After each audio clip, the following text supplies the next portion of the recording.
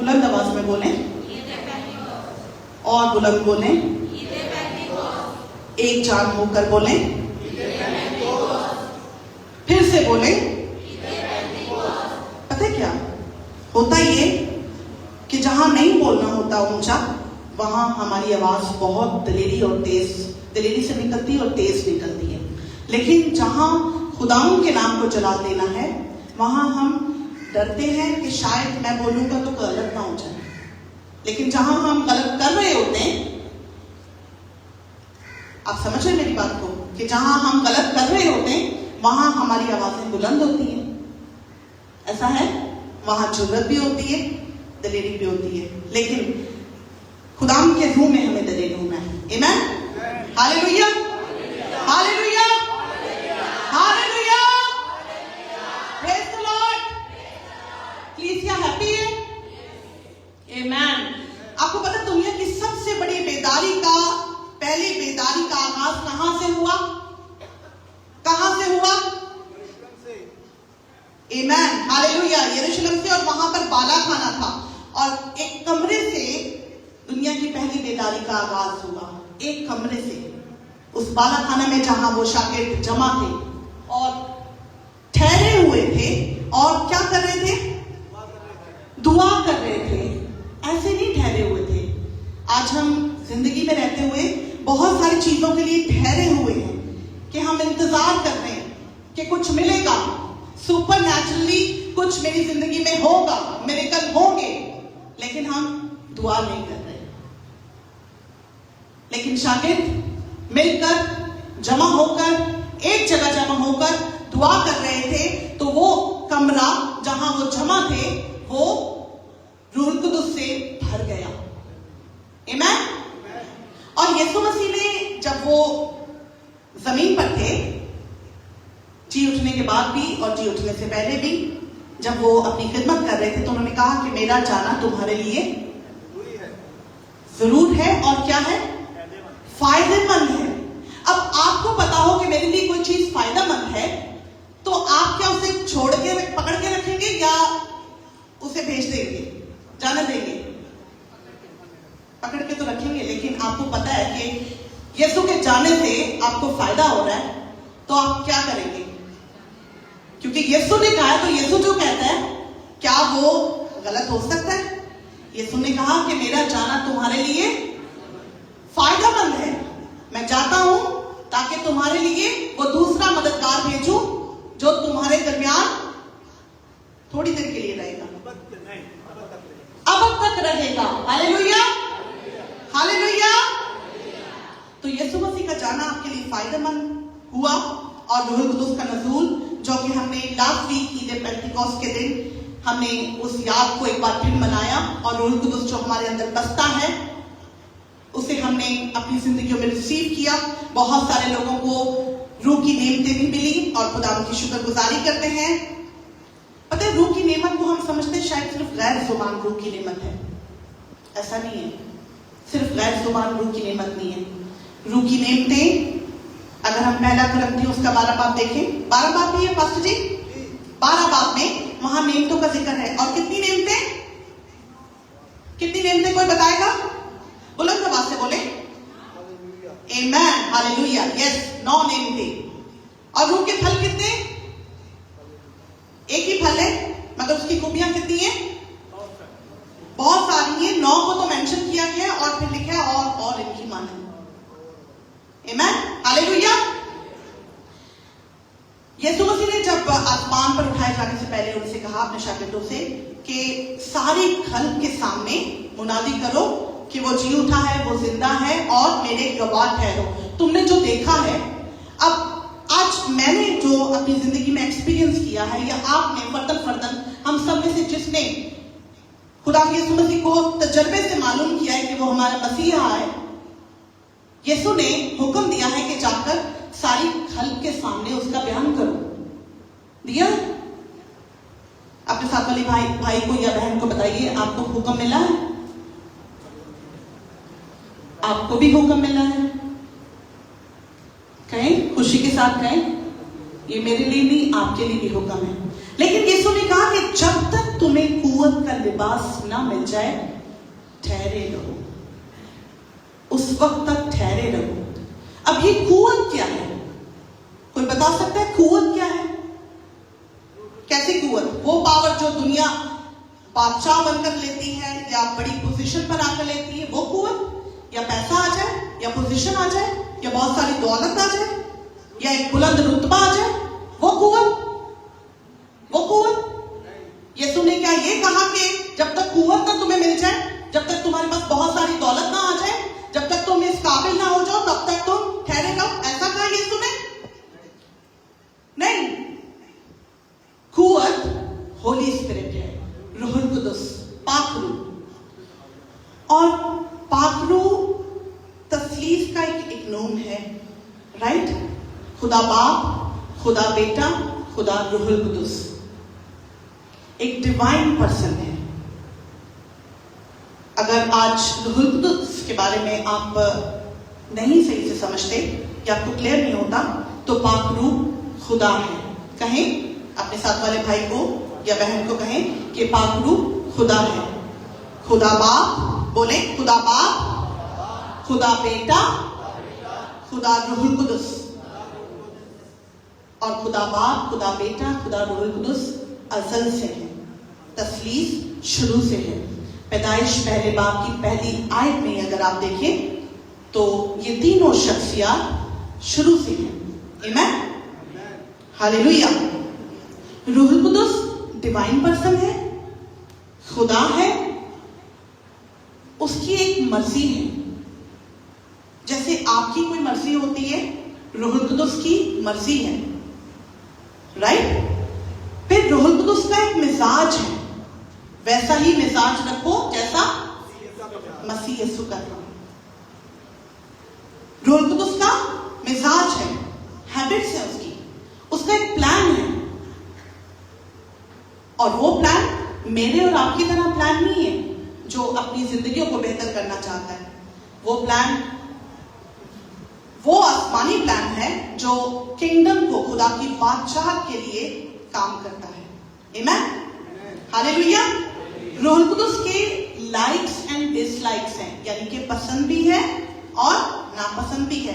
इसीलिए लिखा है जिसको जो चाहता है वो बांटता है। रूहुल कुदुस को आप खरीद नहीं सकते कि पैसे देकर आप नेमत को ले लें, रूहुल कुदुस को ले लें, बल्कि ये तो आपको इनाम में मिलता है जब आप यीशु मसीह को अपना शख्सी निजात दहिंदा कबूल करते हैं। आमीन, हालेलुया। ऐसा इनाम आप क्या अपनी जिंदगी में चाहेंगे कि आपको मिले? गिफ्ट सबको पसंद होता है, आपको इसके लिए कोई मेहनत नहीं करनी पड़ती। लेकिन जब आप खुदा यीशु मसीह को अपना मसीहा मानते हैं, इकरार करते हैं, अपने मुंह से तौबा करते हैं और अपनी पुरानी जिंदगी को पीछे छोड़कर आगे बढ़ते हैं, तो रूहुल कुदुस आपको इनाम में मिलता है। आमीन, हालेलुया। जिसको जो चाहता है देता है। नेमतें देना रूह की मर्जी है। इसलिए आपको अगर कोई एक नेमत मिली है तो दूसरी की आरज़ू रखें, और अगर कोई एक नेमत नहीं है तो उसको खुदा से मांगे, वो देगा। ऐसा नहीं है कि वो देता नहीं है या देना नहीं जानता, लेकिन जो कोई उसकी आरज़ू करता है वो उसको देता है। हालेलुया। खुदा की चॉइस है, वो चूज करता है, और उसने आपको और मुझे भी चूज किया है। आप चोजन है, कहें आप चोजन है, आप चुने हुए हैं। कहें अपने साथ वाले भाई को, आप चुने हुए हैं। इसीलिए तो आपसे बड़े बड़े काम हो रहे हैं। अब देख लें आपसे कौन से काम हो रहे हैं। खुदा के लोग हैं तो खुदा के लोगों को खुदा ने चुना है, तो खुदा के ही काम हमारी जिंदगियों से पाकीज़गी में होने चाहिए। Hallelujah, thank you Jesus. वो एक शख्स है और आजाद शख्स है, उसकी जो मर्जी वो करता है, और उसकी मर्जी आपकी और मेरी तरक्की के लिए है, भलाई के लिए है। आमीन, हालेलुया। अब रूहुल कुदुस वैसा ही है जिस तरह का यीशु मसीह है। ठीक है, मैं शख्स तो दो हैं, अलग अलग शख्स हैं, लेकिन यूहन्ना की इंजील में लिखा है, जो लफ्ज इस्तेमाल किया गया है, यीशु ने कहा मेरा जाना तुम्हारे लिए फायदेमंद है, मैं बाप से दरख्वास्त करूंगा और वो तुम्हें दूसरा मददगार बख्शेगा। राइट? अब जो वर्ड दूसरा मददगार के लिए यूहन्ना की इंजील में यूज हुआ है, उसके लिए ग्रीक का वर्ड एलोन है। मेरे साथ मिलकर कहें एलोन। और एलोन का मतलब है another but of the same kind, दूसरा मगर उसी किस्म का। कहें मेरे साथ, दूसरा मगर उसी किस्म का। यानी जैसा रूह कुदुस है वैसा ही यीशु मसीह है। आमीन। जैसा रूह कुदुस है वैसा ही यीशु मसीह है। और एलोन का मतलब जो मैंने भी आपको भी बताया कि another but of the same kind। Hallelujah. तो फिर रूह कुदुस की शख्सियत किस किस्म की है? किस किस्म की शख्सियत है? अभी मैंने बताया किस किस्म की रूह कुदुस की शख्सियत।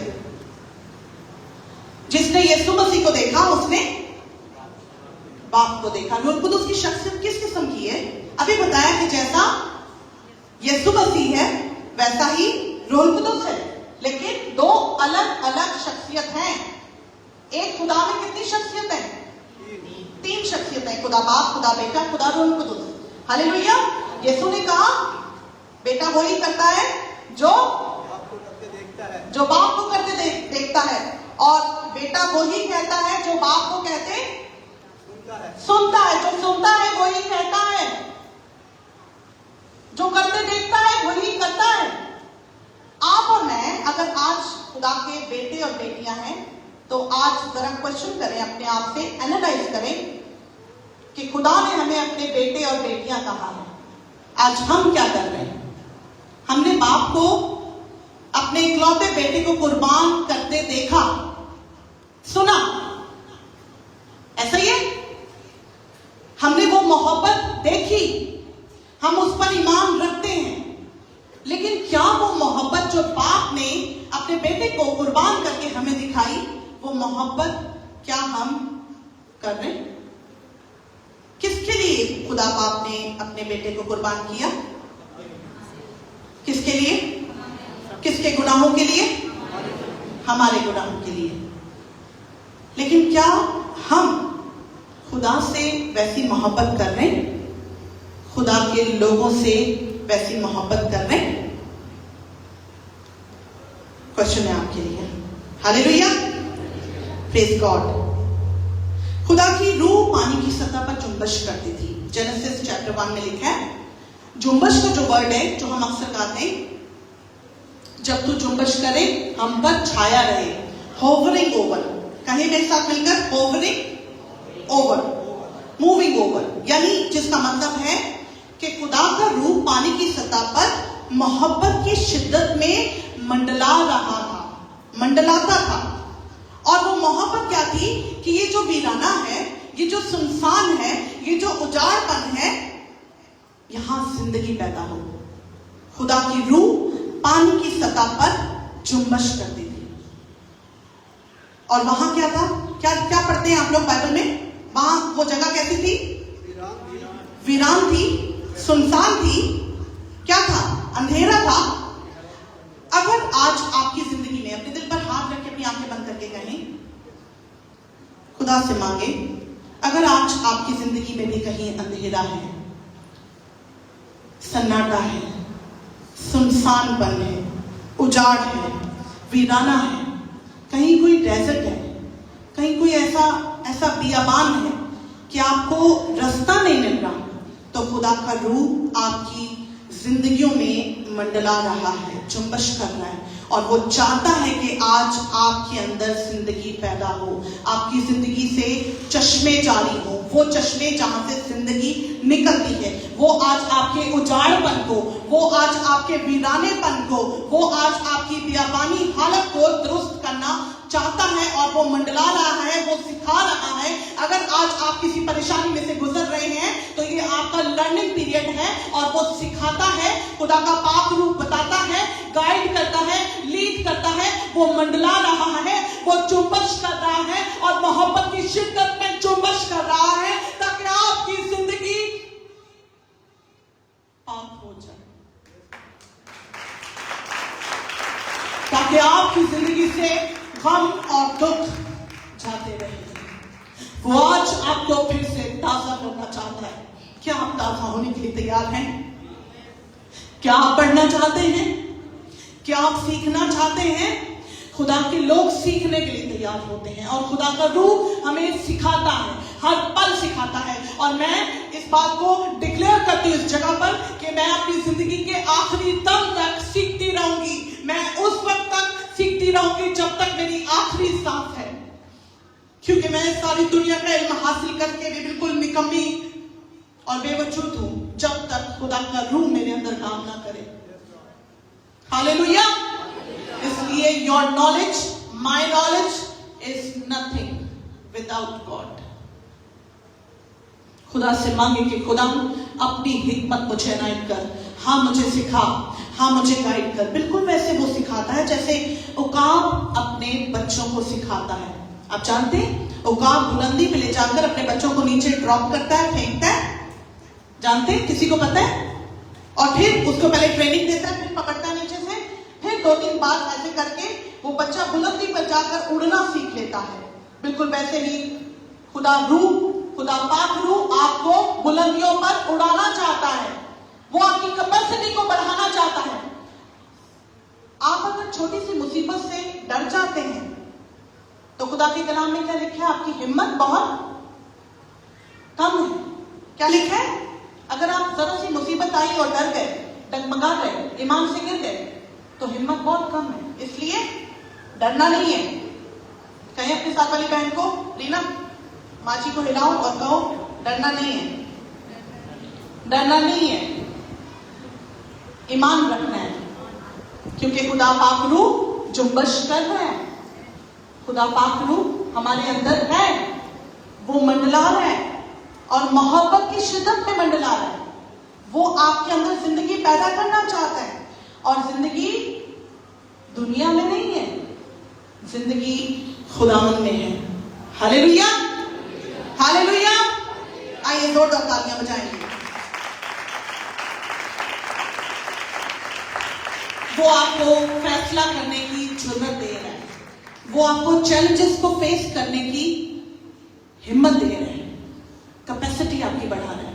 इसलिए कभी मुसीबत आए, इसलिए कभी नौकरियों पर या अपनी घर के हालात में, माली हालात में, अपनी रूहानी जिंदगी में, जिस्मानी जिंदगी में अगर कहीं कोई मुश्किल है तो उसे एज अ चैलेंज एक्सेप्ट करें, क्योंकि डर में भी उसका फेवर खत्म नहीं होता। आमीन। आप इन दोनों वर्ड्स को समझ रहे हैं? फियर अगर आपके अंदर है, यू आर अफ्रेड, अगर आप डरे हुए हैं, लेकिन उसका फेवर आसमान पर से जारी रहता है, वो फेवर खत्म नहीं होता। बहुत से लोग कहते हैं कि ये शख्स तो सिगरेट पीता है, ये शख्स तो ऐसे करता है, इसको ऐसी बरकत कैसे मिल सकती है? खुदा का फेवर, खुदा की शक्ति क्या खत्म हो सकती है? खुदा अपने फेवर को दिखाता रहता है, जारी रखता है कि कब मेरा बेटा मेरे पास वापस आएगा। हालेलुया। आप इस पॉइंट को समझ रहे हैं? इसलिए अगर किसी ऐसे शख्स को आप देखें जो आपको लग रहा है कि ये खुदावन में नहीं चल रहा, लेकिन फिर भी इसको सब कुछ मिल रहा है, तो हो सकता है कि कोई एक पॉइंट उसका ऐसा हो, कोई उसकी जिंदगी का ऐसा अमल हो जहां वो खुदावन के साथ जुड़ता हो और वो कोशिश कर रहा हो। यू डोंट नो, मुझे नहीं पता खुदा के साथ किसका कैसा कनेक्शन है, वी नेवर नो। क्या आप किसी की जिंदगी को जांच सकते हैं? कौन जान सकता है? कौन परख सकता है? खुदा जानता है, खुदा को पता है। लेकिन यहां पर भी एक बात है, नेमतें उनको मिलती हैं जिनके अंदर रूह के फल होते हैं। रूहानी नेमतों की बात कर रही हूं। इसलिए पौलुस रसूल ने कहा कि रूहानी नेमतों की आरज़ू करो। पौलुस रसूल ने क्या ये कहा कि जिस्मानी नेमतों की आरज़ू करो?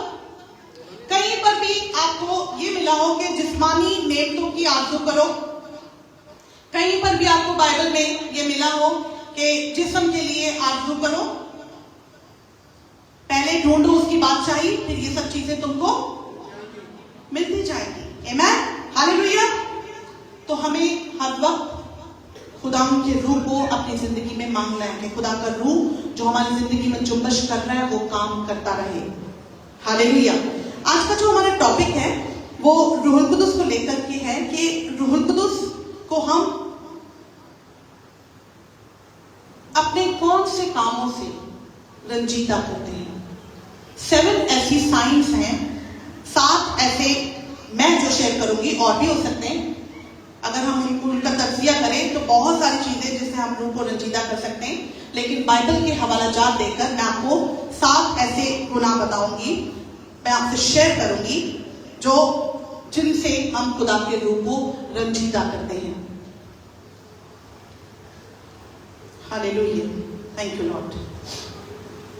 यीशु मसीह ने क्या कहा कि जाओ सारी खल के सामने क्या करो, इंजील की मुनादी करो, लेकिन उस वक्त तक ठहरे रहो जब तक तुम्हें क्या ना मिल जाए, पाक रूह ना मिल जाए। अब होता ये, आते हैं हम उस पॉइंट पर भी, जो 7 साइंस हैं जो जिससे हम रूह को रंजीदा करते हैं, खुदा के रूह को। लेकिन होता ये है अमूमन कि ये शागिर्द वहां पर ठहरे हुए थे और दुआ कर रहे थे। ये ठहर कर क्या कर रहे थे, दुआ कर रहे थे। और जब इनका पीरियड खत्म हुआ, इनको नहीं पता था कि 10 दिन के बाद रूह कुदुस का नज़ूल हो जाएगा। इनको पता था? Did they know? उनको नहीं मालूम था। वो दुआ, रोजा और खुदा की हजूरी में मिलकर इकट्ठे बैठे हुए थे, राइट? अब खुदा ने उनसे कहा था, यीशु ने उनसे कहा था कि उस वक्त तक यरूशलेम में रहना, ठहरे रहना, दुआ में रहना। अब होता यह है कि ईमानदार कुव्वत उनके पास होती नहीं है, रूह कुदुस उनकी जिंदगियों में काम नहीं करने देते उसको, मगर चल पड़ते हैं, बाहर निकल जाते हैं। आप समझ रहे मेरी बात को? इसलिए आज मिनिस्ट्रीज तबाह हो रही है, खत्म हो रही है, चर्चेस भरते क्योंकि खुदा का रूह नहीं होता, खुदा का जुम्बश नहीं होता जिंदगियों में। लोग आते तेजी तेजी से अपनी कॉलिंग को एक्सेप्ट करते, रूह कुदुस से भरे नहीं होते, इंतजार नहीं करते, दुआ में नहीं ठहरते, मेहनत नहीं करते, लगन नहीं होती, पैशनेट नहीं होते, तो मिनिस्ट्रीज इस तरह से सारी खराब हो रही है। खुदा का काम खराब होता है, खलल पैदा होता है। इसलिए आज जो लीडर्स हैं यहाँ पर, खास तौर से मैं चाहती हूँ अपने कदमों पर खड़े हो जाएं, जो लीडर्स हैं, जो मसीह में लीडर्स हैं, even worship leaders, choir leaders, खड़े हो जाएं। यस, आज शायद मेरा यहाँ आखिरी संडे, शायद नहीं बल्कि यकीनन, और इसके बाद मैं आप लोगों के दरमियान कुछ अर्सा के लिए नहीं होंगी। इसलिए अगर मैं आपका 5 मिनट अगर एक्स्ट्रा ले लूं तो आप माइंड तो नहीं करेंगे? सीरियस है सारे, लग रहा है माइंड करेंगे। हैप्पी है? यहाँ मैं देख रही हूँ हमारे पास बुजुर्ग 3 बुजुर्ग लीडर्स खड़े हुए हैं जो कि बड़े जबरदस्त सूरमा खादिम हैं। ये तीनों सूरमा खादिम हैं। इनके लिए मैं चाहती हूँ हम तालियां बजाएं। आपकी तालियों से अंदाजा होगा कि आप इनको प्यार करते हैं कि नहीं करते। मेरी नजर में ये बेहतरीन खादिम है, मेरी नजर में और आप सबकी नजर में मैं जानती हूँ ये मौसस तरीन है। और बाकी यहाँ पर जवान बेटियां खड़ी हैं और जवान कुछ बेटे। मैं बड़े दुख के साथ ये बात कर रही हूँ कि दुआ के लिए जब बुलाया जाता है, आज बेटे जैन यहाँ पर मीटिंग लीड कर रहा था। बेटा गॉड ब्लेस यू, आपने अच्छी मीटिंग लीड कराई है। दुआ के लिए बेटियों को कॉल किया जाता है खाली। वाई? क्यों बेटियों को खाली बुलाया जा रहा है? वजह जानते? वजह जानते? कोई बताएगा? जलेबी से बताए, मुझे वजह पता है। Yes, correct. क्योंकि बेटों ने दुआ में तरक्की नहीं की अब तक। वो एक्टिविटीज तो बहुत कर रहे हैं, एफर्ट बहुत कर रहे हैं, लेकिन दुआ के लिए दूसरों को कहेंगे। क्या एक मीटिंग लीडर यहां पर जो खड़ा है,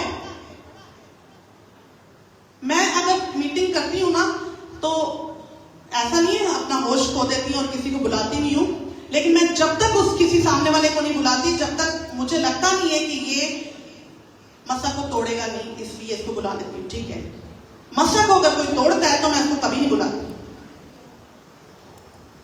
मीटिंग लीडर की ये जिम्मेदारी है। आज मेरे बच्चों इस बात को ले लो, अपनी दुआया जिंदगी को स्ट्रॉन्ग करो, अपनी कैपेसिटी को बढ़ाओ, टाइम दो, स्पेंड टाइम, ताकि आपको किसी को बोलना ना पड़े कि आप दुआ करें।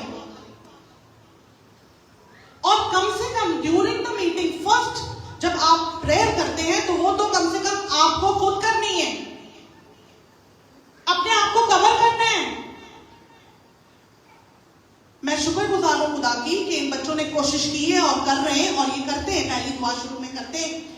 ये वो बच्चे रॉजर, शहजाद, जैन, हारून तो वर्शिप करवा रहा था, लेकिन ये वो बच्चे जो बिल्कुल अपना मुंह खोल नहीं पाते थे, लेकिन अब ये यहां खड़े होते तो एक बार इनके लिए तालियां बजाएंगे। आज आप यहां से लेकर जाइएगा कि मैं उस जुर्रत को, उस स्ट्रेंथ को जो पाक रूह सिर्फ दिला सकता है, उसे अपनी जिंदगी में रिसीव करता हूं। और अब से मैं अपनी दुआया जिंदगी में स्ट्रॉन्ग होऊंगा। बैठ सकते हैं, काफी देर आपको खड़ा किया, शुक्रिया। कैसा मुमकिन है? I love you all. खुदा आप सबको बरकत दे। इस पूरे अरसा में जितना अरसा खुदा ने मुझे यहाँ रखा है, मैं खुदा की निहायत शुक्रगुजार हूं कि मुझ अदना सी खादमा को खुदा ने इस्तेमाल किया। और आप लोगों ने, जब तक टीम साथ ना हो ना, खादिम कुछ नहीं कर सकता। और मैं तो फिर एक औरत हूं, औरत तो अंडर होती है। ये मेरे सारे बुजुर्ग इंचार्ज हैं और मैं इनके साथ मिलकर खिदमत की कोशिश करती रही। और मैं खुदा को शुक्र करती हूँ कि आप सब लोगों ने मेरी हिम्मत को बढ़ाया, क्योंकि मैं अकेली कुछ नहीं कर सकती थी। आप सब जानते हैं 2024 में हम किस पोजीशन पर खड़े थे दिसंबर में, राइट? लेकिन अगर ये बच्चे, ये टीम वर्क उस वक्त नहीं होता तो शायद हम कमजोर पड़ जाते। लेकिन खुदा का रूह जुम्बश कर रहा था, वो मंडला रहा था, वो हमारी जिंदगियों में काम कर रहा था और उसने हमारी कैपेसिटी को, हमारी दिलेरी को बढ़ाया। उस पूरा अरसा, उस पूरे साल में, उस पूरे पीरियड में, जबकि एक चैलेंज का दौर था, खुदा का रूह हमसे जुदा नहीं हुआ। आइए पाक रूह के लिए जोरदार तालियां बजाएं। हालेलुया। तो यीशु मसीह ने कहा कि उस वक्त तक ठहरे रहना जब तक तुम्हें कुव्वत ना मिल जाए, क्योंकि रूह के बगैर, रूह की मामूली के बगैर आप और मैं कुछ भी नहीं कर सकते। कहें you are nothing without holy spirit. आप रूह के बगैर कुछ नहीं कर सकते। मैं रूह कुदुस के बगैर कुछ नहीं कर सकती। हालेलुया। और रूह कुदुस के वसीला से जो आप बड़े बड़े मौजूद देखते हैं, ग्रोथ देखते हैं चर्चेस के अंदर, डेवलपमेंट देखते हैं, ये जो डेवलपमेंट हो रही है, ये जो कंस्ट्रक्शन हो रही है, ये किसका काम है? ये किसी इंसानी काविश का काम है? किसी इंसान की कोशिश या जरूरत से ऐसा हुआ है? वो तो हो गई, लेकिन अगर पाक रूह की मर्जी यहां नहीं होती तो क्या ये कंस्ट्रक्शन मुमकिन थी? क्या लोगों के दिल नरम होते? क्या खादमीन के दिल नरम होते कि यहां पर खर्चा करें या यहां इस जगह को बढ़ाएं? नहीं, खुदा का रूह ही है जो दिलों को माइल करता है कि खुदा के घर के लिए खर्च करो, दो। इसलिए मैंने अक्सर ना अपनी जिंदगी में मैंने एक्सपीरियंस किया एक चीज कि जब फर्स्ट इंस्टेंस में जब आपके दिल में कोई चीज आए कि मुझे खुदा के लिए करनी, तो फर्स्ट जो आपका वो सोच होती है ना, वो खुदा के रूह की तरफ से होती है। आप समझे मेरी बात को? जो सेकंड थॉट आएगा वो फिर आपकी सोच, आपकी अक्ल काम करने लग जाएगी। नहीं, अगर मैंने इतने दे दिए तो मेरे पास खत्म हो जाएंगे, अगर ऐसे कर दिया तो वो भी तो है, वो भी तो करे, मैं ही अकेला करूंगा या मैं ही अकेला करूंगी, अकेली करूंगी। अगर खुदा ने आपके दिल में ये डाला है कि खुदा के घर के लिए, खुदा के लोगों के लिए, खुदा के कामों के लिए आप कुछ करें, तो अपने फर्स्ट थॉट को, अपनी पहली सोच को ऐसे पकड़ लें। अगर आपके पास वो नहीं भी है उस टाइम पर, आप समझ रहे मेरी बात को, तो खुदा से मांगे, वो अपने मांगने वालों को देता है। लिखा है वहां पे, ये नहीं लिखा कि वो मांगने वालों को ये देता है, घर देता है, बंगले देता है, जॉब देता है, गाड़ियां देता है, वो सब तो मिलती हैं। वो अपने मांगने वाले को रूह क्यों ना देगा? अगर आप पूरा उसको हवाले को पढ़े तो वहां रूह का जिक्र है। ऐसा ही पास्टर जी, वहां रूह का जिक्र है कि वो अपने मांगने वाले को अपना रूह क्यों ना देगा।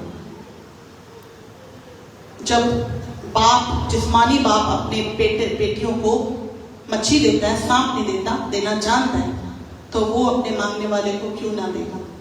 ये खाने पीने की चीजें, ये दुनिया में चीजें सेकेंडरी हैं।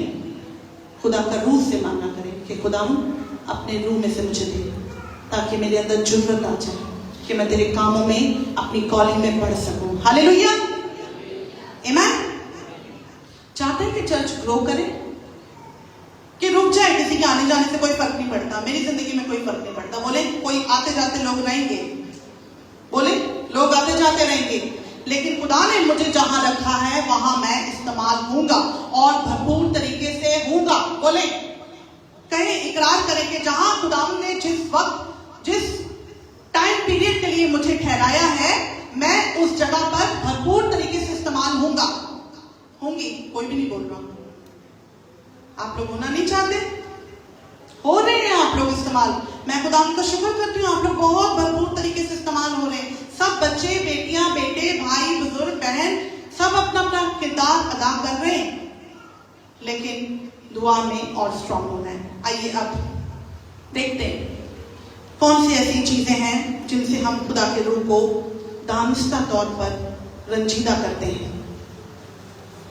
जानते हुए तो हमें बहुत अलर्ट रहने की जरूरत है, केयरफुल होने की जरूरत है। पॉइंट नंबर 1, रूह कुदुस के काम को शैतान का काम करार देना।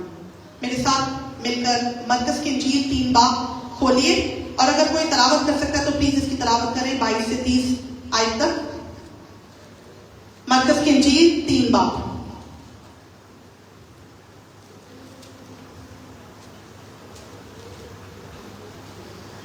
नहीं तो मैं पढ़ती हूं। यहां लिखा है, और फकीर जो यरूशलेम से आए थे ये कहते थे कि उसके साथ बाज़बूल है, और ये भी कि वो बदरूहों के सरदार की मदद से बदरूहों को निकालता है। ये किसकी बात हो रही है? किसके साथ, किसकी बात हो रही है ये? हाँ, फिर से बताएं, सोचें सोचें, किसकी बात हो रही है? जिसको पता है वो बुलंद आवाज से बोले। यीशु मसीह की बात हो रही है। मरकस की इंजील है, अनाजील में यीशु मसीह का जिक्र है। आमीन, हालेलुया। और फकीर जो यरूशलेम से आए थे ये कहते थे कि उसके साथ बाज़बूल है। बाज़बूल जो कि एक देवता था, उनका गैर माबूद था, ठीक है, और लोग उसकी प्रस्तिश करते थे। और ये भी कि वो बदरूहों के सरदार की मदद से बदरूहों को निकालता है। वो उनको पास बुलाकर उनसे तमसीलों में कहने लगा। कौन कहने लगा? अब बताइए, अभी आपने बोला था यीशु मसीह कहने लगा कि शैतान को शैतान किस तरह निकाल सकता है, और अगर किसी सल्तनत में फूट पड़ जाए तो वो सल्तनत कायम नहीं रह सकती, और अगर किसी घर में फूट पड़ जाए तो वो घर कायम ना रह सकेगा। और अगर शैतान अपना ही मुखालिफ होकर अपने में फूट डाले तो वो कायम नहीं रह सकता, बल्कि उसका खात्मा हो जाएगा। लेकिन कोई आदमी किसी जोर आवर के घर में घुसकर उसके बाप को लूट नहीं सकता जब तक वो पहले उस जोर आवर को ना बांध ले, तब उसका घर लूट लेगा। मैं तुमसे सच कहता हूं कि बनी आदम के सब गुनाह और जितना कुफर वो बकते हैं, जो खुदा के काम को शैतान का काम कहते हैं, ये क्या है? कुफर है। राइट? माफ किया जाएगा, लेकिन जो कोई रूहुल कुदुस के हक में कुफर बके वो अब तक माफी ना पाएगा, बल्कि अपनी गुनाह का कसूरवार होगा। इसलिए अब एक चीज है, पास दफा ऐसा होता है, इब्लीस क्या है? कॉपी करता है। इब्लीस क्या करता है? कॉपी करना जानता है। वो कॉपी करता है शुरू से। पहले भी खुदा जब ऊपर था, ठीक है, और खुदा ने उसको इज्जत दे रखी थी, हाँ, प्रस्तिश का जो रिश्ता था, परस्तार था, निहायत खूबसूरत था। खुदा ने उसको उस पर एक उसके लिए तख्त बनाया हुआ था, राइट? उसने अपने आप को खुदा की मानद बनाना चाहा, वो कॉपी करता है प्लीज। वास्तव में होता ये कि हमारे पास कोई चीज नहीं है, कोई गिफ्ट नहीं है, हाँ, लेकिन हम उसे कॉपी करने की कोशिश कर रहे हैं। वो ताकत नहीं है लेकिन हम कॉपी करने की कोशिश कर रहे हैं। लेकिन जो खुदा के लोग होंगे वो इस चीज को पहचान लेते हैं, वो परख लेते हैं, क्योंकि परखना भी एक नेमत है। ये रूह कुदुस की नेमत है, लिखी हुई है नेमत, हाँ, चीजों को परखना कि ये खुदा की तरफ से है या नहीं है, ये खुदा के लोग समझ जाते हैं। इसलिए अगर कोई आपके सामने गैर जुबान में दुआ कर रहा है और आपको पता है कि इसकी जिंदगी में रूह के फल नहीं है, तो हो सकता है उसको गिफ्ट मिला हो सकता है उसने मांगा हो, उसी टाइम पे तौबा की हो, खुदा ने रूह दे दिया हो और वो आगे बदले, क्योंकि तौबा के बाद इंप्लीमेंट होता है ना, ऐसे ही एक्शन को आप बाद में करते हैं, ठीक है? लेकिन कई दफा गैर जुबान की कॉपी भी इब्लीस करता है। गिब्रिश में कुछ भी आए, गैर जुबान, अब दो तरह से ये गिफ्ट मिलता है। एक, या तो आप अदर लैंग्वेज में बात करना शुरू कर दो, जो बालाखाना में हुआ। 15 या 16 इलाके से वहां लोग जमा थे और शागिर्द खुदा के कामों का बयान कर रहे थे उनकी ही जुबान में। तो ये उनको गिफ्ट मिला, जबकि वो पार्थी, जबकि वो उन जगहों के लिए थे, वो गली की मर्द थे, राइट? आइए इस हवाले को खोले, अमाल की किताब, उसका 2 बाब।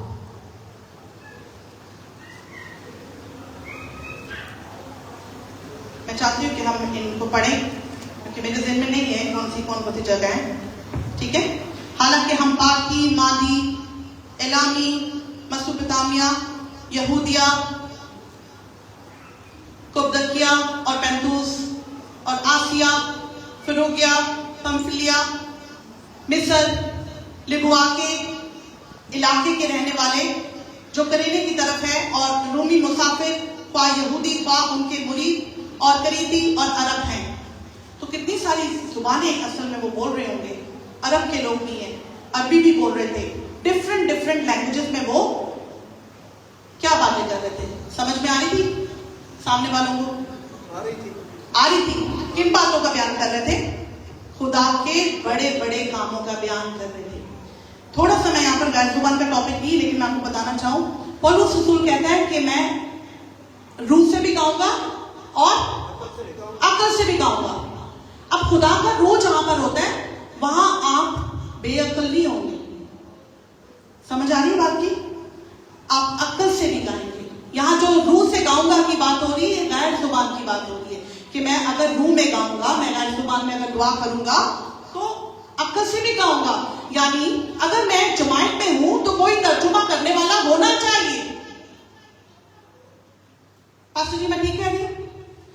जब तक उसका तर्जुमा नहीं होगा तो मेरा उस लैंग्वेज में दुआ करना बेफायदा हो जाएगा, क्योंकि वो तो मैं सिर्फ अपनी तरक्की के लिए कर रही हूं। पॉइंट समझ रहे हैं आप? इसलिए जब आप जमात के अंदर गैर जुबान बोले तो जरूर है कि उसका तर्जुमा करने वाले या तो आप हो या तो किसी भाई या बहन को वो नेमत मिली हो और वो उसका तर्जुमा करे। क्योंकि गैर जुबान है क्या एक्चुअली? खुदा के कामों का बयान। और गैर जुबान शैतान को समझ में नहीं आती, इसीलिए वो कॉपी करना चाहता है। ये वो वाहिद जुबान है जो शैतान को समझ में नहीं आती है। दो तरह की, एक या तो अदर लैंग्वेज आप बोलेंगे ये, या एक दूसरी तरह की जो आपको शायद समझ में ना आ रही हो और डिफरेंट अल्फाज में कर रहे हैं मुंह से, जो आपने कभी नहीं सुने, लेकिन खुदा का रूह, खुदा का जुम्बश वहां पर है। पॉइंट को समझ रहे? तो अक्ल का होना बहुत जरूरी है। ये नहीं है कि आप दुआ करते जा रहे और सामने वाले लोग डर रहे, खौफतारी हो गया। तो पाक रूह क्या डराता है? जब पाक रूह आता है तो वहां पर खुदावन की हजूरी, खुदावन की मामूली होती है। आमीन, हालेलुया। जब खुदा का रूह आता है तो डर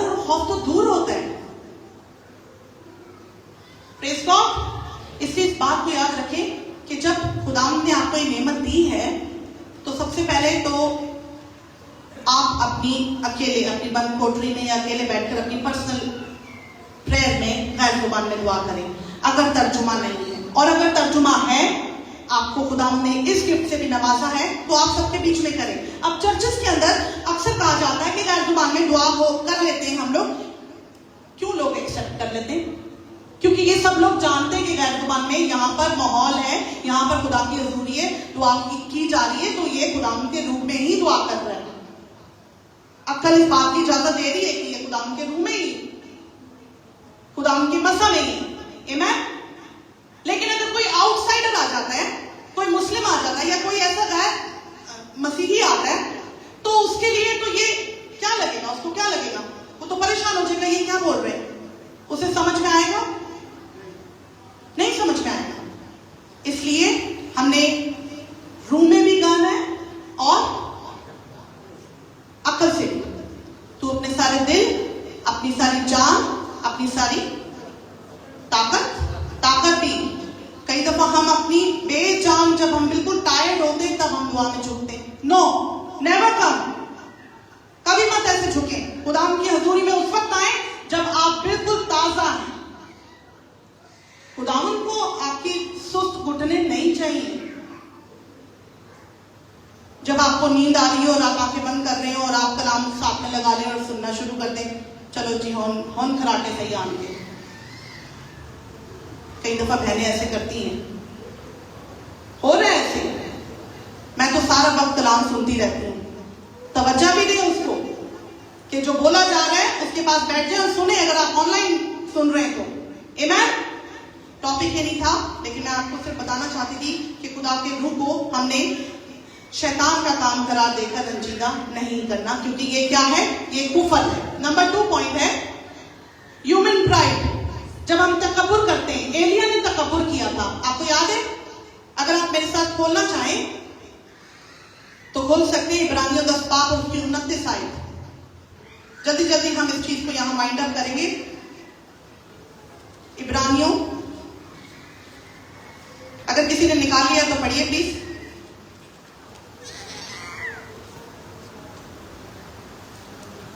इब्रानियों 10:29 में लिखा है, तो ख्याल करो कि वो शख्स किस कदर ज्यादा सजा के लायक ठहरेगा जिसने खुदा के बेटे को पामाल किया और अहद के खून को जिससे वो पाक हुआ था नापाक जाना और कदर के रूह को बेइज्जत किया।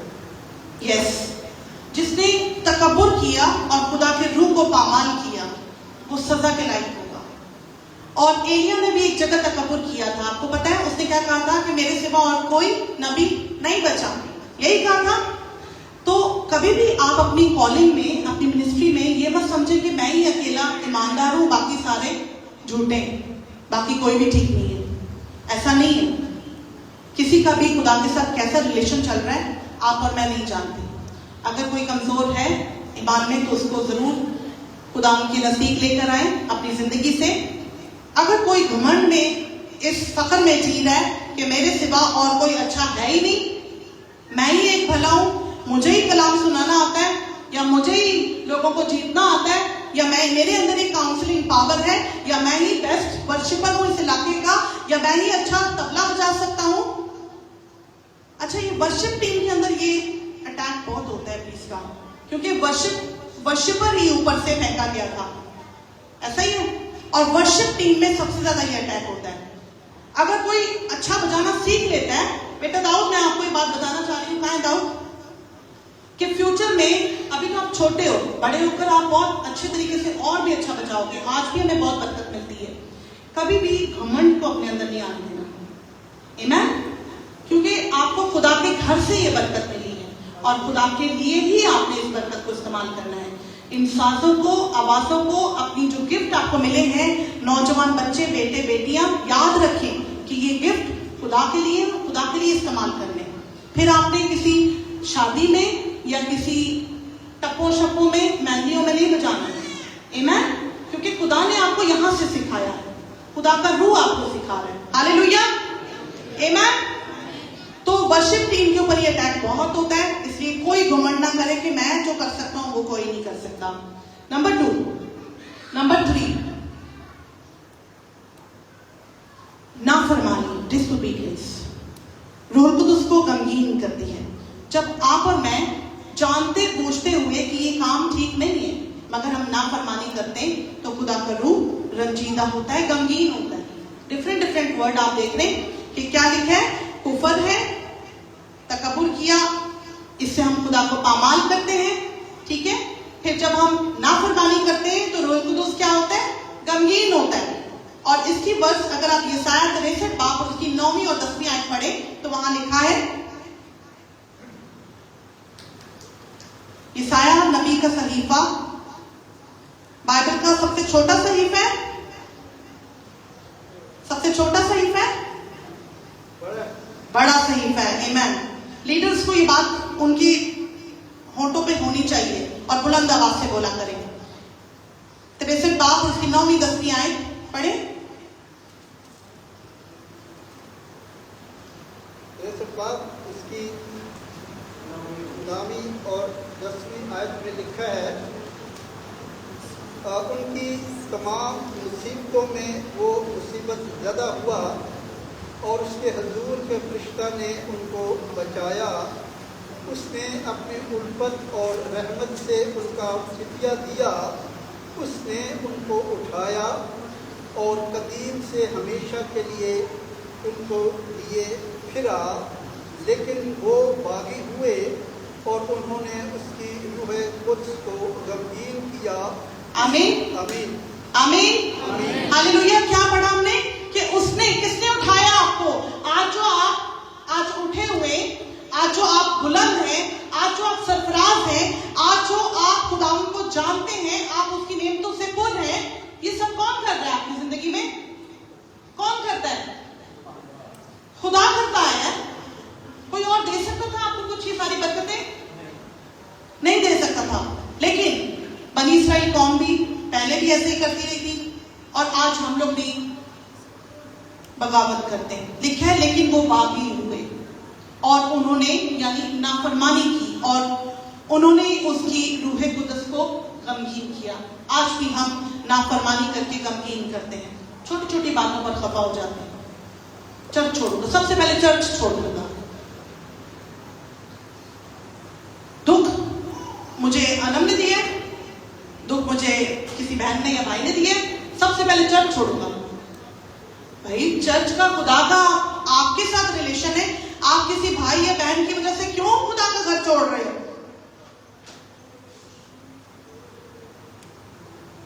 और आप और मैं भी जिनकी वजह से लोग चर्च छोड़ के चले जाते हैं, आज इस बात पर भी फोकस करने की जरूरत है कि क्यों लोग हमारी वजह से चर्च छोड़ के जा रहे हैं। क्या मैं वो तो नहीं हूं जिसकी वजह से कोई चर्च नहीं आ रहा? क्योंकि उसकी हिम्मत तो थोड़ी है, वो तो जरा सी मुसीबत से डर गया। सबसे पहले मैं चर्च छोड़ दूंगा क्योंकि मेरे साथ यहां पर इंसाफ नहीं हुआ। मेरी जो जगह थी वो मुझे नहीं मिली। मैंने अपने पूरे ये मिनिस्ट्री के करियर तो नहीं, मैं कुछ भी, आई एम नथिंग, जीरो। शायद जीरो भी कुछ वैल्यू रखता है।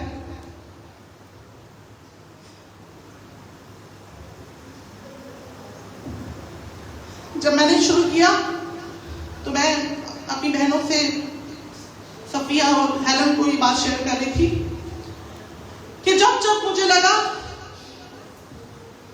कि अब मुझे कुछ आता है, खुदा ने मुझे कहा बैठ जा,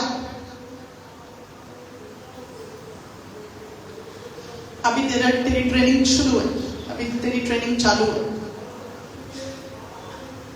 जब मैं वहां से दुबई से आई थी 2019 में, आई न्यू नथिंग। मैंने बाइबल तो पढ़ी हुई थी पर मैं कलाम को नहीं जानती थी। एक ही दफा मेरे पास्टर ने, मेरे बड़े पास्टर ने, जो कि टैबी मिनिस्ट्री के बहुत बड़े पास्टर हैं, वाइस प्रेसिडेंट हैं, शायद वाइस चेयरमैन, उन्होंने मुझे पास्टर का सर्टिफिकेट दे दिया। मैं रोने लगी उनके सामने। मैंने कहा pastor, I am not eligible, I know nothing, मुझे कुछ भी नहीं आता। पास्टर ने कहा this is not the qualification कि आप को इल्म है बाइबल का, या आप बोल सकते हो what I have seen in you, that is the Holy Spirit. I can see the passion, compassion in you. मैं आपके अंदर वो मोहब्बत देख रहा हूँ जो मैंने देखी है। और जब मुझे कुछ नहीं आता तो उन्होंने मुझे पास्टर बना दिया। मैं जब यहाँ आई तो खुदा की रूह ने मुझे आपके दरमियान थोड़ा बहुत गलतियों के साथ इस्तेमाल किया। मैं अपनी गलतियों का इकरार करती हूँ जो मैंने शुरू में की। जिस किसी का भी मैंने दिल दुखाया मैं उसका इकरार करती हूँ और माफी चाहती हूँ। 2021 में मैं वापस गई। 2020 में मैंने अपनी बाइबल, उसी पास्टर ने मुझे रेकमेंड किया अपने बाइबल कॉलेज में, और मैंने 4 साल का MA थियोलॉजी में मास्टर्स की, राइट। और 2024 में वो कंप्लीट हुई, 23 में कंप्लीट हो गई थी, 24 में मुझे उसका सर्टिफिकेट मिला जो कि डैलस से था। लेकिन जब मैं 2021 या 22 में दुबई गई वापस, मेरे अंदर कलाम था। मैं यहाँ से भी काफी आप लोगों की मदद से सीख के गई थी, लेकिन वहाँ 1.5 साल तक मैं रही, मुझे वहाँ मौका नहीं मिला, एक दुआ का भी मौका नहीं मिला कि मैं एक खड़ी होकर दुआ भी कर सकूं चर्च के अंदर। मैं रेगुलर पर चर्च जाती रही, मैंने चर्च नहीं छोड़ा। ये मेरी बेटी जमायमा यहाँ सामने बैठी है, मैंने चर्च नहीं छोड़ा, क्योंकि जरूरी नहीं है कि खुदा अगर मुझे कुछ सिखा रहा है कि तू जानते हुए भी बैठी रहे और सुने, तो मैंने सुना। फिर मैं यहां जब आई तो यहां आप जानते हैं कि काफी अर्सा तक हम यहां पर नहीं इस्तेमाल हो सके, लेकिन खुदा की जब मर्जी होती है खुदा अपने ऐन वक्त पर इस्तेमाल करता है। तो ये आइसोलेशन जो पीरियड होता है, जिसमें अगर आपके पास इल्म है और आप अगर यूज नहीं हो रहे तो घबराएं नहीं। खुदा आपको विजडम दे रहा है, खुदा आपकी हिकमत को, आपकी कैपेसिटी को बढ़ा रहा है। आपको आइसोलेशन में, अकेले में ले जाकर खुदा आपको ट्रेन कर रहा है। इसलिए जो बेटियां, जो बेटे, अगर उनको उनके मुताबिक जगह नहीं मिलती है, उनके मुताबिक उनको इस्तेमाल नहीं किया जाता है, तो ठहरे रहें, दुआ करें, वो शागिर्द ठहरे रहे। जब तक उन्हें कुव्वत नहीं मिली वो कोई मौजज़ा नहीं दिखा सके, और जो ही कुव्वत का लिबास उन्हें मिल गया, यूहन्ना और पतरस जो कि बिल्कुल ऑपोजिट थे एक दूसरे के, इवन जब यीशु मसीह के जी उठने के बाद वो भाग कर बैठे तो एक साथ कब्र के अंदर भी वो दाखिल नहीं हुए थे। यूहन्ना वेट कर रहा था जबकि वो पहले पहुंच गया था। यूहन्ना की इंजील 20 बाब में आप पढ़िएगा। इतनी भी उनकी अंडरस्टैंडिंग नहीं थी कि जब वो गए हैं, यीशु मसीह वहां नहीं है, यीशु की लाश वहां नहीं है, वो बाहर निकले तो उन्होंने इतना नहीं सोचा कि चलो आओ बैठकर डिस्कस करते हैं यीशु को कहां ले गए। वो दोनों लिखा है अपने अपने घर चले गए। ये लेवल था जब तक रूह कुदुस का नज़ूल उन पर नहीं हुआ था। लेकिन जो ही रूह कुदुस उन्हें मिला तो वो दोनों, पहला मौजज़ा शागिर्दों ने पता है कहां किया था? खूबसूरत के मकाम पर, उस खूबसूरत के दरवाजे पर वो 40 बरस का जो लंगड़ा था जिसके टखनों को यीशु मसीह ने मजबूत किया, और वो जो बाहर बैठा मांगा करता था वो फिर करके अंदर उनके साथ गया। आमीन, हालेलुया। जब रूह कुदुस आता है तो आपके अंदर जुर्रत आती है, जब रूह कुदुस आता है तो आपके अंदर यगानत आती है, यूनिटी आती है। तो फिर आप अपने मुखालिफ शख्स के साथ, जिसको आप बिल्कुल नापसंद करते हैं, आप उसके साथ जुड़ जाते हैं और मोहब्बत के साथ वो काम होते हैं जो कोई इंसान नहीं कर सकता, वो खुदा का रूह कर सकता है। आमीन, हालेलुया। तेरा शुक्र। पॉइंट नंबर 4, इसलिए नाफरमानी की स्पिरिट से प्लीज अपने आप को बचाइए। कुछ भी हो जाए फरमा बरदारी करते रहें। बेतकादी, बहुत दफा हम बेतकाद हो जाते हैं। इसका हवाला देख लें, अमान 7 बाब और उसकी 51 आयत नोट कर लें। बेतकादी खुदा के रूह की मुखालफत करती है। जब हम बेतकाद होते हैं, हमें पता है कि करने वाला खुदा है, फिर भी हम कहते हैं नहीं नहीं नहीं होगा, हो जाएगा। शक करने वाला कौन है? समंदर की लहरों की मानंद है, जिन पर कोई रिलाय नहीं कर सकता। आमीन। इसलिए शक को अपनी जिंदगी से दूर कर दें। जब आपने फैसला कर लिया है कि खुदा करेगा, तो फिर डामाडोल होने की जरूरत नहीं है। बेइंतकादी क्या करती है? खुदा के रूह की मुखालफत अगेंस्ट खड़ी हो जाती है, क्योंकि हम अपनी सोच पर डिपेंड करते हैं। हम सोचते हैं कि अकल ये कह रही है कि ऐसा नहीं हो सकता, लेकिन खुदा का रूह कह रहा है कि ऐसा हो सकता है। तो फिर हमें किस पे बिलीव करना है, अपनी अकल पर या खुदा पर? अकल कह रही है कि ये प्रैक्टिकल बात नहीं है, अकल कह रही है कि ये जगह नहीं भर सकती, लेकिन खुदा का रूह ये कह रहा है कि ये जगह भरेगी, वो जगह भरेगी, ऊपर भरेगा, वहां भरेगा। कौन करेगा? किससे करवाएगा? बोले, जुलूस से बोले, किससे करवाएगा? क्या खुदा अपने नबियों को फिर भेजेगा, अपने पैगंबरों को फिर भेजेगा?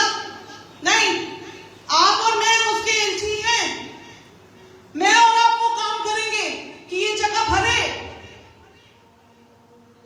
लेकिन अगर आपकी और मेरी वजह से कोई चर्च नहीं आएगा, तो फिर सोचें कहां कमी होगी। और अगर आप और मैं किसी की वजह से चर्च नहीं आ रहे, तो भी सोचें कहां वीकनेस है। इतना कमजोर ईमान है कि किसी भाई की वजह से मैं चर्च छोड़ दूं, खुदा को छोड़ दूं, वो रिलेशन जो रफाकत फेलोशिप का है उसको छोड़ दूं।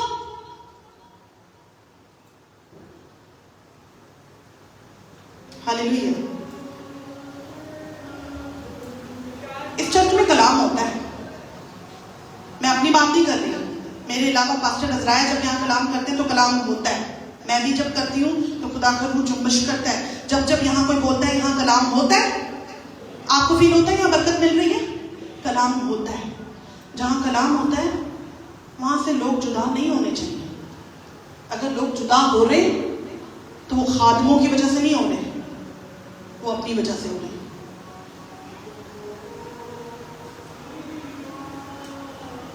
पॉइंट को समझ रहे? इस चर्च में कलाम होता है। बड़ी गहरी और सच्चाई की बातें हम सीखते हैं खुदा के खादिम से, खुदा के खादमों से। फिर बदनीयती के 22 पाक रूह को हम आजमाते हैं जब बदनीयत होते हैं, डिसऑनेस्ट होते हैं। अच्छा, हमें लगता है कि अगर हमने कोई दुकान से कोई एक छोटी सी बबल या बड़े बड़े मॉल्स में गए कुछ खा लिया तो कोई बात नहीं, इतनी बड़ी दुकान है, क्या फर्क पड़ेगा? हाँ, ऑफिस में से चंद पेन उठा के ले आए, क्या फर्क पड़ेगा? कुछ चीजें ले ली, क्या फर्क पड़ेगा? उनकी चीज में तो कोई फर्क नहीं पड़ेगा, बहुत उनके पास बहुत आते हैं। ठीक है, ये बदनीयती है, डिसऑनेस्टी है, नीयत अच्छी नहीं है। कि लालच के साथ अगर आप और मैं मिनिस्ट्री कर रहे हैं कि हमें कुछ मिलेगा, मैं खुदा की नहायत शुक्र करती हूँ कि आज तक किसी के सामने मुझे कोई प्रूफ करने की जरूरत नहीं है, लेकिन आज तक भी मैंने कभी ये नहीं सोचा कि कोई गोरा मुझे मिल जाए या कोई गोरा मुझे। पहले मैं कभी कभी वीडियो डाल देती थी ऑनलाइन, अब मैं वीडियो भी मेरे को ऑनलाइन डालने की टेंशन नहीं होती, क्योंकि मुझे अब समझ आ गई है कि मेरी जो मिनिस्ट्री है वो फिजिकल है, वो इन पर्सन है। जब मैं लोगों से मिलती हूँ तब जिंदगी चेंज होती है, मुझे ऐसा लगने लगा है। चेंज हुई है आपको? आमीन, हालेलुया। क्योंकि लाइफ तो इतने खादिम आ रहे, मुझे कौन सुनेगा? राइट? किसके पास इतना टाइम है 1 घंटे का मैसेज सुनने का? शायद आप मोहब्बत करने वाले सुन लें। इसलिए डोर टू डोर मिनिस्ट्री जरूरी है। जाएं, यीशु ने कहा जाओ, निकलना है। सामरी औरत जो कि 5 कर चुकी थी, छठे के साथ थी, वो वापस गई।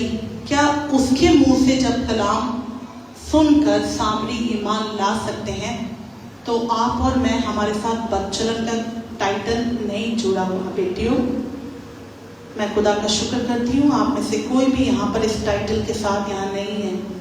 ऐसा ही है भाइयों, भाई इस बात की कंफर्मेशन देंगे। आप सब बेटियां खुदा के हुजूर अपने शौहरों के साथ, अपने वालिदैन के साथ, अपने भाइयों के साथ वफादारी में चल रही हैं। आपकी कोई क्यों नहीं सुनेगा? खुदा का पाक रूह जब आपके अंदर होगा तो आपकी लोग सुनेंगे। जब सामरी औरत उस जो 5 आदमियों को कर चुकी थी, उसकी उन आदमियों ने सुनी और पूरा सामरिया गांव, पूरा शहर, वहां पर यीशु मसीह की खुशखबरी सुनाई गई, तो वो सामरी औरत वो पहले गई थी वहां पर। फिर यीशु मसीह आकर वहां रुका, उनके दरमियान रहा। उन्होंने कहा हम खुद भी देखेंगे। उन आदमियों ने कहा हम ईमान लाते हैं पर हम खुद भी देखेंगे। ऐसा ही हुआ था, ऐसा ही हुआ था। हालेलुया। तो आपके और मेरे बोलने से भी अगर रोग तो अंदर होगा तो लोग चेंज होंगे, लेकिन अगर रोग तो काम करेगा तो बदनीयती के 22 पापों को मत आजमाएं। हमारे 5 पाप उन्होंने बदनीयती की थी।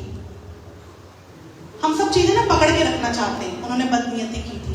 उन्होंने खेत तो बेचा मगर आधा दे दिया, आधा अपने पास छुपा लिया। उससे पहले बरनबास ने एक काम किया था जिसका नाम यूसुफ था।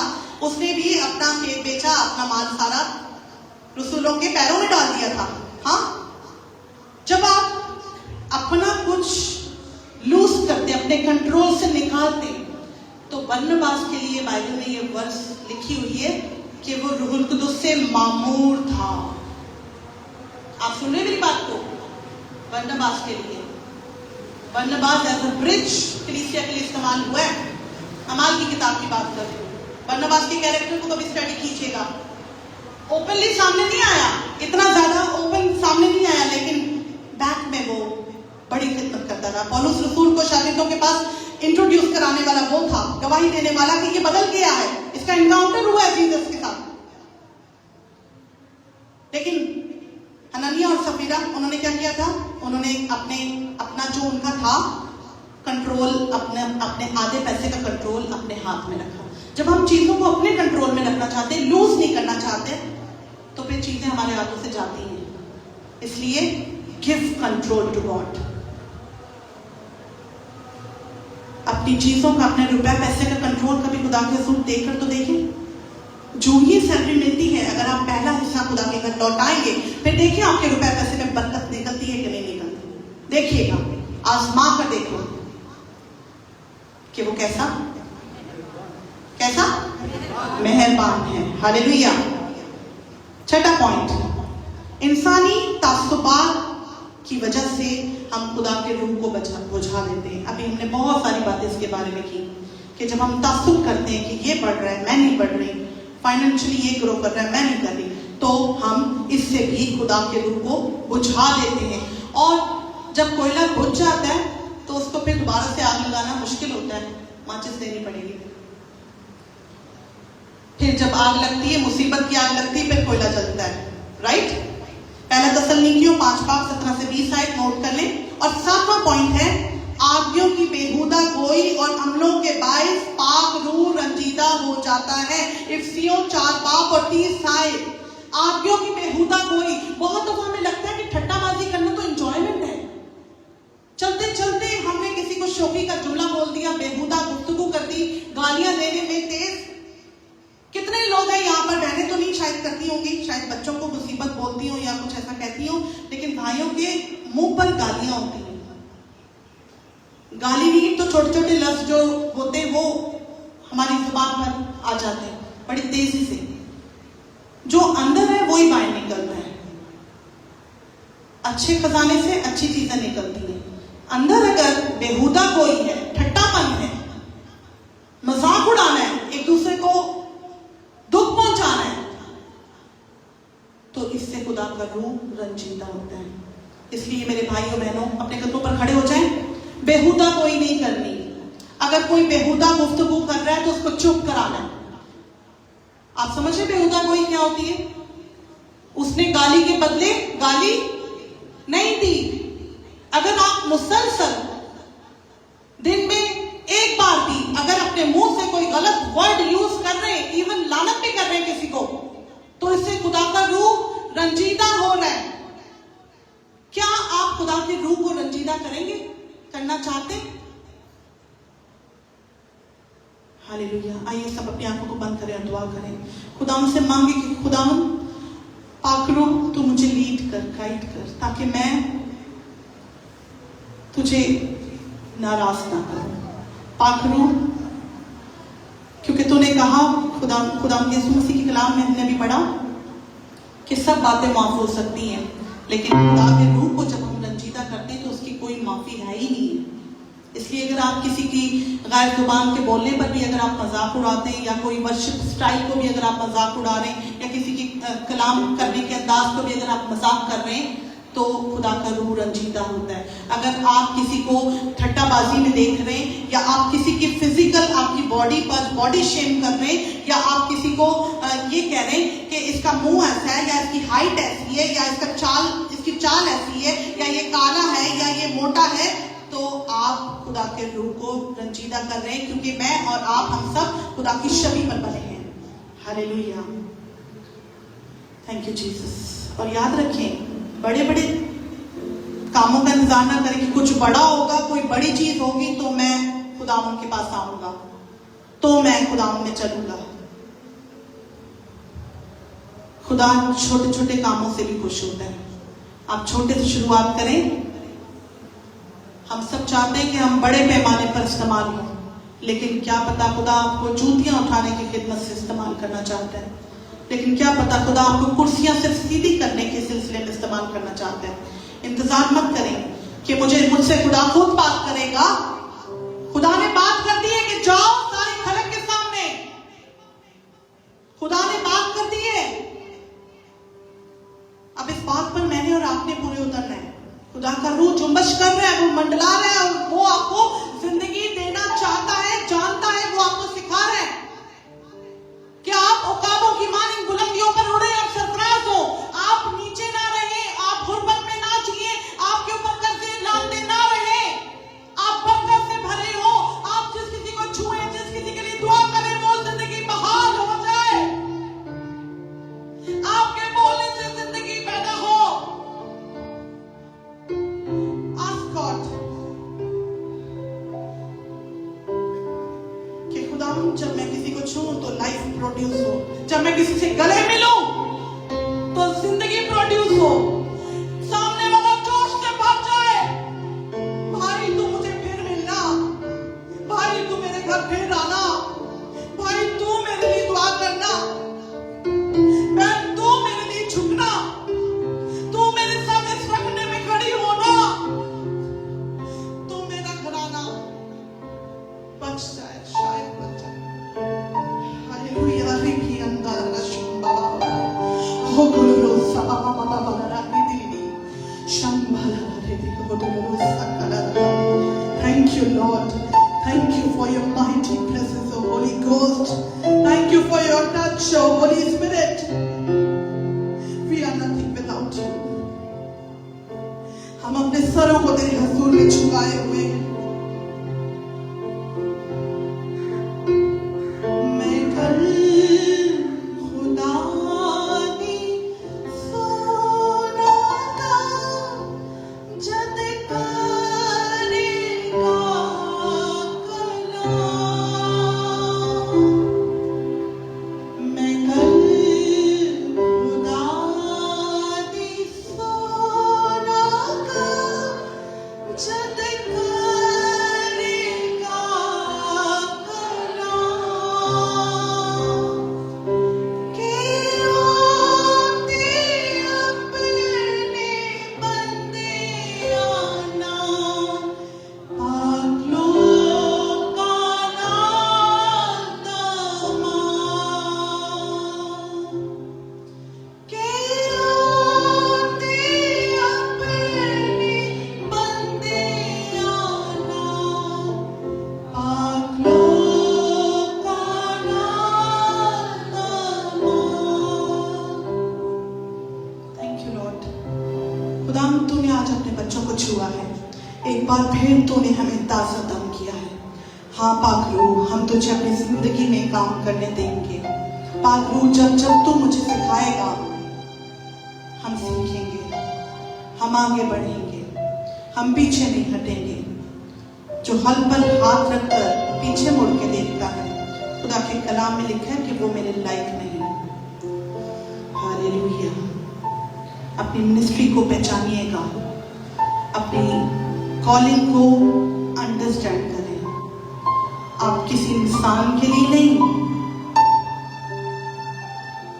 आप अपने लिए भी नहीं, आप खुदा की बादशाहत के लिए काम कर रहे हैं। याद रखिए, सबसे पहले उसकी बादशाही, सबसे पहले उसकी बादशाही की तलाश करें, जहां ना कोई दुख है ना बीमारी है, बल्कि वहां जलाली बदन में आप उसे कुदूस और मुबारक कह रहे। वहां अपनी जिंदगी है, वहां कोई प्राइड नहीं है, वहां कहीं मैं नहीं है, वहां कहीं अकड़ नहीं है, वहां कहीं भूख नहीं है, बीमारी नहीं है, वहां तो जिंदगी और शादमानी है, वहां तो अब्दी खुशी है, वहां मुकद्दसीन खुदा उनको हर वक्त मुबारक मुबारक कहते हैं, होसना होसना के नारे लगाते हैं।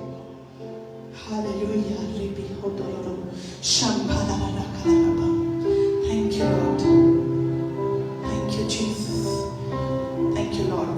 God bless you all. खुदा आप सबको बरकत दे, यीशु के नाम में।